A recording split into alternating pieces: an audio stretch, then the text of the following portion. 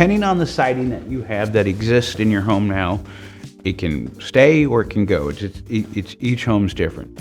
If you have vinyl siding on your house, we have to take that down before we side your house. And you have to go down to sheeting, which your house should have plywood of some type, SB, whatever, but a flat surface to apply our siding to. If you have wood siding, that's wood lap, if you're going back with vinyl siding, you can go right over that. If you're going back with hardy siding, you have to take the wood lap siding down and go back to a flat material.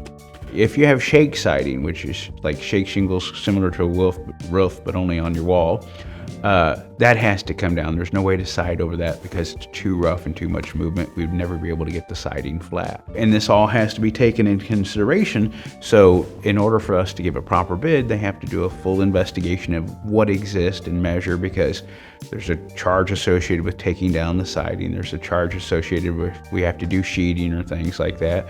The material has to be disposed of. So oftentimes when we do a siding job, we'll have a small dumpster delivered because there's going to be so much debris and so much waste that it's not feasible to just take it away in the back of a truck. We just get a dumpster and get everything out at one time. I mean, it's just each home's different. If, just as an example, we side over stucco. People have stucco that's performing poorly or whatever. Sometimes we can go over the stucco, sometimes we have to remove the stucco, and it's a case-by-case thing. We have to look at it to be able to tell you exactly, because there's different ways that stucco has been done.